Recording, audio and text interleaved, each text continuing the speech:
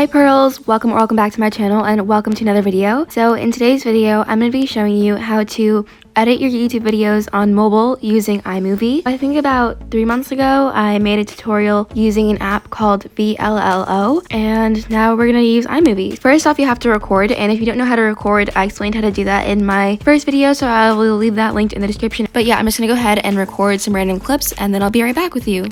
That you've recorded your video, it's time to get editing. So for this, I'm using iMovie, like I said, and once you open the app, you want to click the plus button in the top left, then press movie. So choose the video or videos that you want to import, and you can also import photos, so that's cool. I'm gonna click create movie, and as you can see, it has been imported into my timeline right here. The timeline is this like bottom part showing your clips. I'm gonna show you the main effects, and then we'll go over some other things that you might not notice at first. So one, if you click the scissors, you're able to split the clip. You can click split, and then let's say I wanted to delete this part, I could just delete it right there. I can also duplicate something, and so I can have it twice or as many times as I want. And you can also detach the audio so that the audio can like be moved around. So those are some fun effects. With the scissor clip, you can also just drag a clip to change the length of it. If you go to speed, you can make it 2 times faster or 2 times slower or anywhere in between. So yeah, it doesn't go super fast. I kind of wish they added, more speed so that if you're doing like a speed build or something, you can make it go faster, but that's still cool. So I'll make it 1.5 times speed, and you can also like freeze it. There's a section where it stays the same, so you can do that. Next, if we go to the volume button, this is pretty self-explanatory, but you can make it really loud or you can make it on mute, whatever you want. No, I'll make mine mute because there wasn't any sound anyways. Then if I click the text button, I can add text, and this one's really cool because this one actually has some texts that aren't on the computer version of iMovie. At least I don't believe they are. Like, I don't think I've ever seen this one on there. So anyways, you want to select the one you want and then press on it and click edit and change it to whatever you want. So I'll change it to, I don't know, I guess I'll change it to chips because that's what my character is getting in this video. So I'm gonna press done, and then if I click this AA button, I can change the font to be whatever I want, but I kind of like the one I have, so I'm just gonna leave it. Then for color, I'm going to make this